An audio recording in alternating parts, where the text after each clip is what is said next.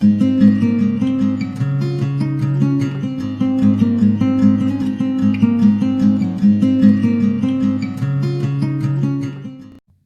guys, welcome to Statophysics. In this video, we are going to solve the JEST Physics 2014 and 15 questions on electrostat. And a PDF version of this slideshow will be available as a Google Drive link in the description below. Now, let's start with JEST 2014, and in this year, total number of questions were 2, and the level of difficulty was easy but conceptual. Now, it is given that two large conducting sheets are given having positive and negative charge, and the distance of separation is given by 1 meter, and the charge density, that is the surface charge density, are given, and we are asked to find the electric field in the region between the sheets. Now, we know electric field just outside a conductor is given by E equals to sigma by 2 epsilon naught, and in this diagram we can see the direction of the electric field, that is the negative plate, where the direction of the electric field will be in the inverse direction than the positive plate. Now the net electric field will be the sum of the magnitudes of the positively charged sheet and the negatively charged sheet, and thus the net electric field is equals to E net equals to E plus E minus, and by this formula we get sigma plus, that is the surface charge density of the positively charged sheet, divided by 2 epsilon naught plus surface charge density of the negatively charged sheet by 2 epsilon naught.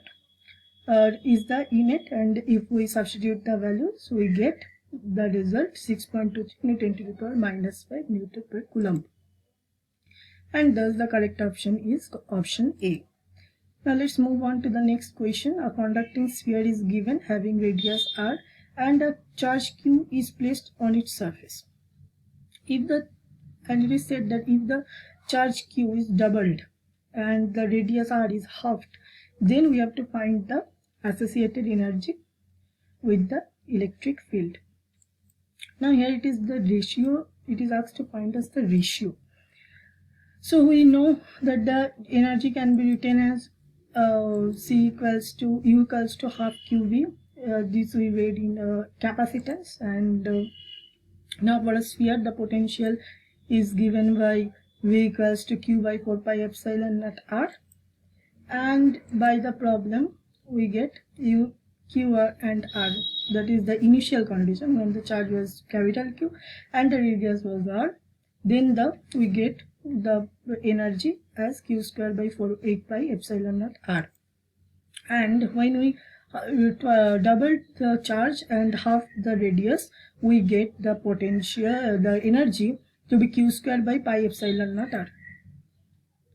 Thus the ratio is the U when the charge in initial condition by divided by the changed condition, and thus we get 1 by 8, and if we just simplify it, we get that the energy when the charge is doubled and the radius is halved is 8 times the initial condition.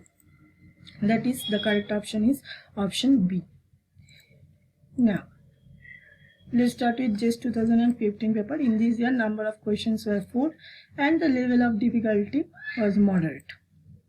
Now here a circular loop of radius r is given that carries a uniform charge density lambda, that is it is the linear charge density, and the electric field and we have to and the electric field calculated at a distance z directly above the center of the loop is maximum if z is equal to. So we have to find the electric field at a distance z, and then we have to find where for what value the z will be the electric field will be maximum at what value of z. So let's visualize this problem, and here a ring is given and we are measuring it at the point P. So I had just proved the formula of the ring, and it is not required for the examination, but I did it just to show, and we get the net field to be integration x dq divided by 4 pi epsilon naught a square plus x square 3 by 2, and here the only variable is q. Thus the formula of electric field for a ring carrying a charge density will be this. Q is the charge, and if we just integrate the linear charge and the if we just multiply the linear charge with the total length, then we will get what the Q. So we get E equals to xq divided by 4 pi epsilon naught r x square plus s square 3 by 2. And now the total charge will be given by equals to lambda dl, integrating lambda dl, and the total length will be the circumference of the ring, that is 2 pi r.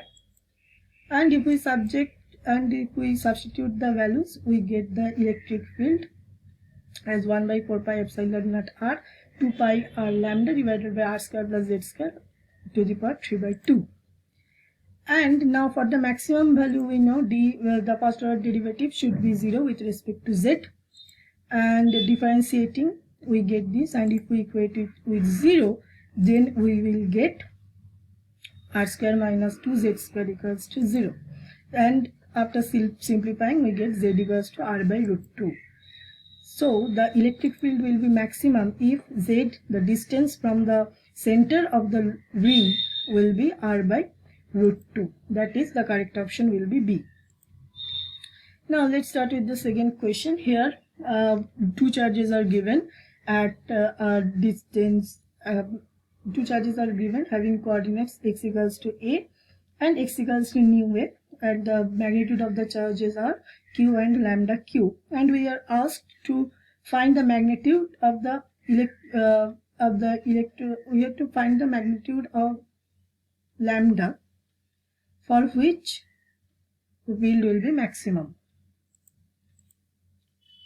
Now let's visualize the problem. Here the q is given and here the lambda q is given, having a separation mu a minus a.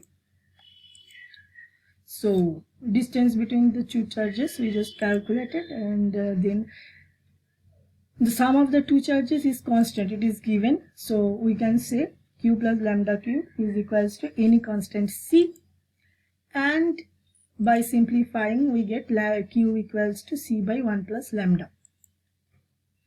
Now the force between these charges is given by Coulomb's law, which is equals to 1 by 4 pi epsilon, and we just substituted the values, and putting the value of q in this equation, we get that this is the equation of force. And for the maximum value, the first order derivative of the force will be with respect to lambda will be 0, and thus differentiating and equating it to 0, we get 1 by 1 plus lambda whole square minus 2 by 1 plus lambda cube is equals to 0, and further simplifying we get 1 plus lambda minus 2 equals to 0, and thus lambda equals to 1. So the correct option will be option B. Now in this question, this is a pretty good question, and let's start with it. A spherical shell of inner and outer radii A and B respectively is made of an dielectric material with frozen polarization. The form is given, which is varying with r, where k is a constant and r is the distance from its center, and we are asked to find the electric field at the region A to B. Okay, so spherical shell, that is, we have to find the electric field at the between the inner radii and the outer radii. Now here our important term came, frozen polarization. So what is a frozen polarization? We know that polarization vector can be represented as epsilon xi e vector. That is, we express this with help of electric field. Now a frozen polarization is a polarization vector when it can be independently expressed without the electric field. So if we can express the polarization vector independent of electric field, then we call it a closed polarization. Now let's visualize the problem. It is given the polarization vector is directed towards the radial direction, so I have drawn here, and we know that the polarization outside the material is 0. Using these boundary conditions, we begin our solution. So we know volume polarization charge density is given by rho p is equals to the negative divergence of p vector, and for simplicity let us assume it a spherical polar coordinate, where the del operator is given by this form, and thus we get rho p, that is the volume polarization charge density, to be this. And by further solving, we get rho p is equal to minus k by r square. Now surface polarization charge density is given by the polarization vector dot its normal component. Now for r equals to b, that is for the outer radius, sigma p equals to k by b, and for the inner radius, sigma p will be equals to minus k by a, and thus for the region enclosed, the charge is given by q enclosed is equals to, so we will have the sum of this both surface polarization charge and density and the volume polarization charge density. So here in case of volume, we integrate with the volume integration, we perform volume integration, and in case of this we will just have to multiply the surface charge density with the surface area of the sphere of the inner radii of the, if we assume it as the inner radii sphere, we have to multiply with it, and thus we get the q enclosed, that is the enclosed charge between A and B, will be minus 4 pi kr. And if we substitute it in the formula of electric field, we get electric field to be minus k by epsilon naught r cap, that is directed along the radial direction. Thus the correct option will be option B. Now here in the next and the last question of test 15, we have the electrostatic potential due to a charge distribution is given by this, where lambda and a are constant. So r is the variable, that is the distance, and we are asked to find the total charge enclosed within a sphere of radii 1 by lambda with its origin at r equals to 0. And we are given 4 options. So the solution starts with the potential distribution given by A e minus lambda r by r, and the electric field is given by is equals to grad Vr. So performing the grad, we get the electric field, and now in the integral form of Gauss law, we know integration E dot ds vector is equals to q enclosed by epsilon naught, and the q enclosed will be given by with us if we just simplify it. And now in spherical polar coordinate, surface element along radial direction is given by this, and we put the limits. So, and if we perform the integration, we will get the q enclosed, and thus we get q enclosed to be 4 pi epsilon naught A e minus lambda r into 1 plus lambda r. Now by the problem, it is asked that r equals to 1 by lambda, that is a sphere of radii 1 by lambda.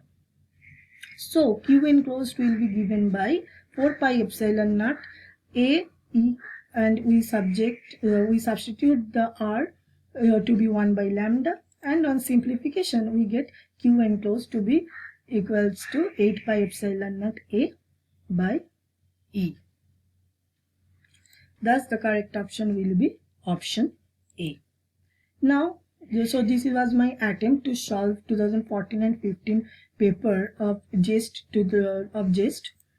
and next video will be on JEST 2015-16 paper on electrostatic. And do share and subscribe this video if it helps, and do give me a feedback regarding the videos. Thank you.